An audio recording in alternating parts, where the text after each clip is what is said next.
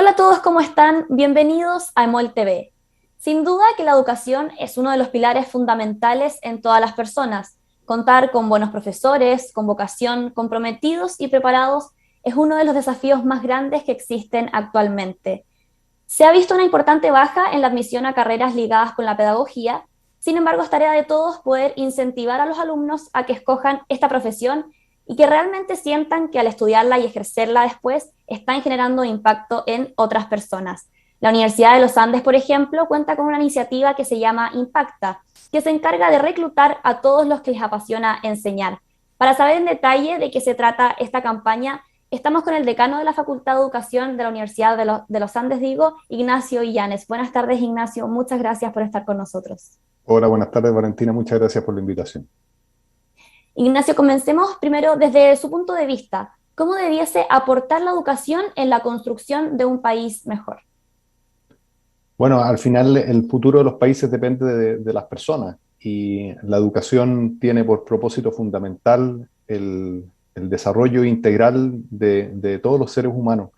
Y desde ese punto de vista, evidentemente que tener una mejor educación ayuda a un desarrollo más completo de los niños, los jóvenes y de las personas a lo largo de su vida, no es solamente durante su etapa escolar o universitaria, sino que es dejarnos preparados para la vida. Ese es el propósito de la educación y eso obviamente incide después en el tipo de sociedad que construimos, en la manera en la que nos relacionamos, en el tipo de actividades que realizamos, la manera de trabajar, etcétera. Todo eso parte en la educación. ¿Y qué factores producen, por ejemplo, mejores resultados en aprendizaje, si tuviéramos que nombrar algunos o los más importantes? Eh, bueno, de acuerdo a todos los estudios, siempre el factor que más influye dentro de lo que ocurre en un establecimiento escolar es la calidad de los profesores. Eso es lo que mayor diferencia hace. Ahora, a veces se confunde eso y se cree que el principal factor son los profesores solamente. No es eso así exactamente, es la calidad de los profesores lo que hace la diferencia. Justamente los estudios lo que buscan es encontrar las diferencias de resultado entre profesores de buen desempeño y profesores a lo mejor de no tan buen desempeño. Y lo que hace mayor diferencia en las trayectorias de aprendizaje de los alumnos es si durante su etapa educacional se van encontrando con esos profesores que tienen un desempeño extraordinario. Eso es lo que, de acuerdo a todos los estudios, produce mayor diferencia en los resultados de aprendizaje. Y otros factores que influyen de manera muy relevante también tienen que ver con el trabajo de los directivos. La manera de guiar un establecimiento educacional, la manera en la que se organiza el trabajo de los profesores, eso también está estudiado como segundo factor que más influye en el desempeño de los estudiantes. Sin duda entonces que los profesores ahí influyen mucho en los estudiantes en edad temprana y luego en educación superior. Ignacio, y otra pregunta, ¿cómo enfrentar un proceso de cambio con innovación en colegios para encontrar nuevas maneras de perfeccionamiento? Bueno, los procesos de cambio siempre son complejos en cualquier tipo de organización y en el caso de la educación tiene una complejidad adicional, que es puro trabajo con personas, que es maravilloso, pero al mismo tiempo especialmente complejo, a diferencia de las máquinas que uno puede programarlas para que hagan algo diferente, eso no ocurre con los seres humanos. Y desde ese punto de vista, los esfuerzos de cambio y de mejora siempre son complejos. La innovación yo creo que hay que entenderla como espacios de búsqueda para hacer mejor las cosas. No siempre es la innovación la receta para mejores resultados. A veces simplemente hacer mejor las cosas es lo que nos va a llevar a mejores resultados. No siempre hay que buscar como la innovación como una suerte de ídolo que necesariamente nos va a llevar a hacer las cosas mejor. A veces es simplemente hacer bien lo que ya hacemos, lo que puede hacer una gran diferencia. Pero la innovación también puede ser un espacio de búsqueda de nuevas soluciones, de nuevas formas de hacer las cosas. Y eso en educación es fundamental porque nunca está todo completo como proceso. Siempre podemos encontrar nuevas maneras de hacer las cosas, pero reconociendo o aceptando que va a ser complejo y que va a haber errores y que va a haber frustraciones, de nuevo, porque trabajamos con personas, con seres humanos, con niños, con profesores, etcétera. Y eso es particularmente complejo, pero es lo que lo hace también maravilloso. Sin duda, Ignacio, que la pandemia ha transformado la manera en que operan distintas industrias. En ese sentido, ¿qué aspectos del sistema educativo actual debieran cambiar tras estos meses de pandemia?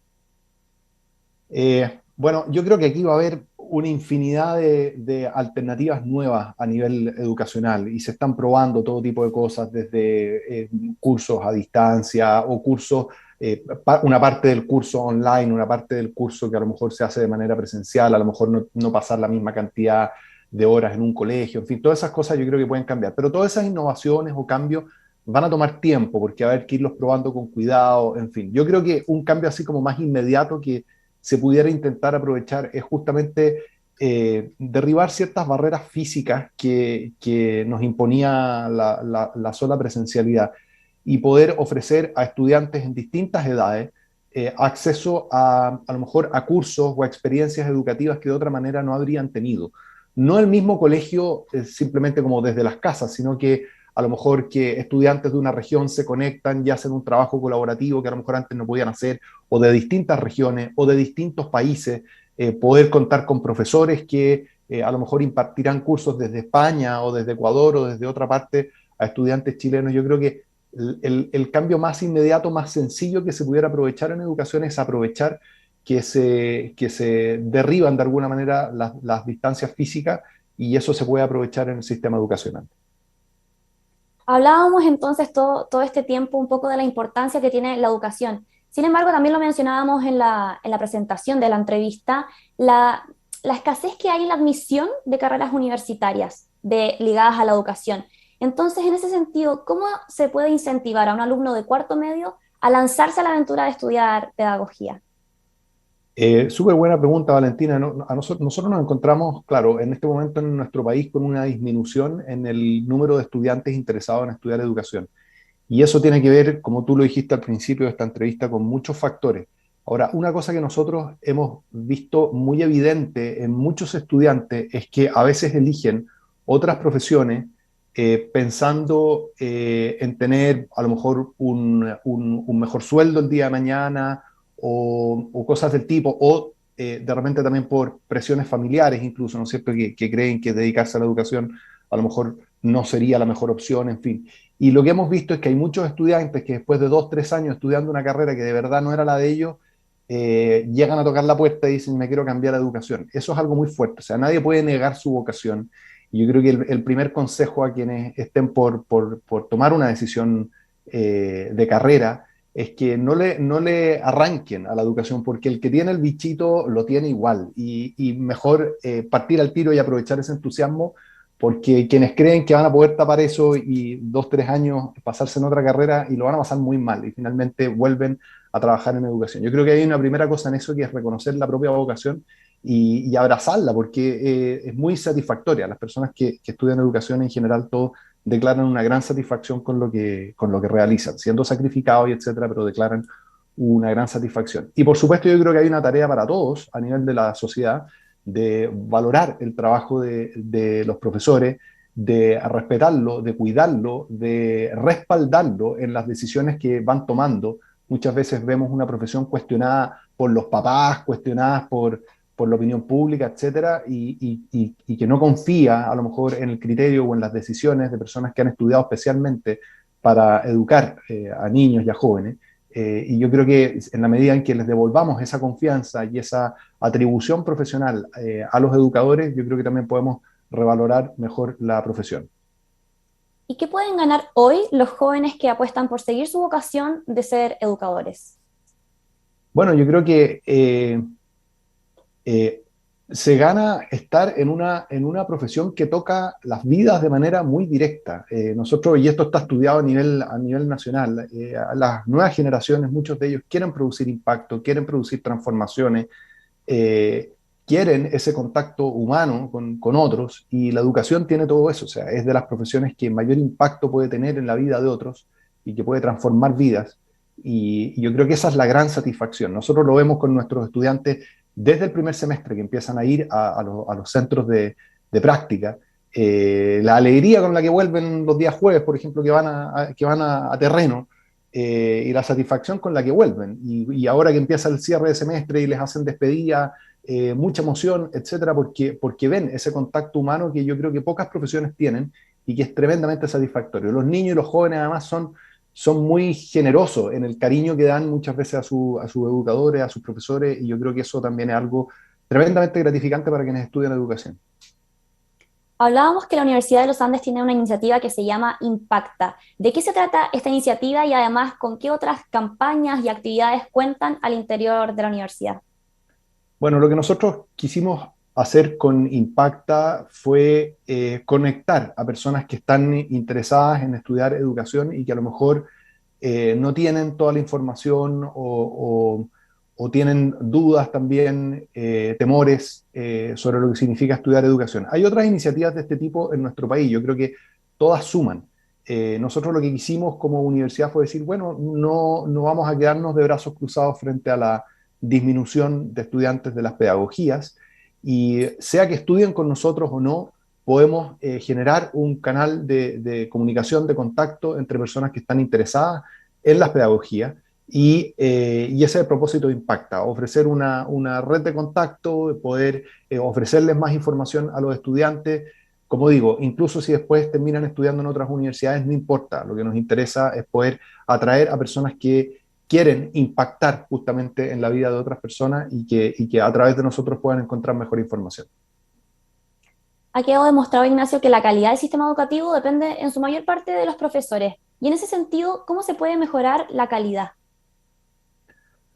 Uf, yo creo que bueno, va a pasar necesariamente por los profesores. O sea, la mejora educacional de nuestro país eh, pasará necesariamente por el nivel que tengan los profesores, como está ampliamente comprobado.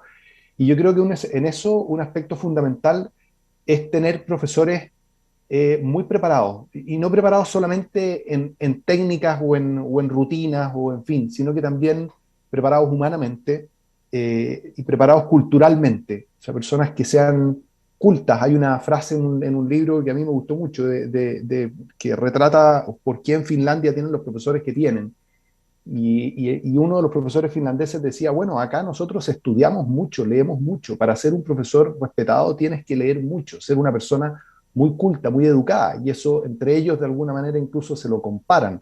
En Suecia hubo un tiempo en que le daban bonos extra a los profesores de acuerdo a los libros que leían. No tenemos que esperar a que nos paguen un bono para hacer eso, no tenemos por qué esperar a tener ese modelo para decir entonces me pongo a leer. A lo que voy es que pasa por tener profesores con un muy buen nivel cultural, humano y por supuesto con la preparación, el repertorio de técnicas, de estrategias, etcétera, que le permitan hacer mejores clases.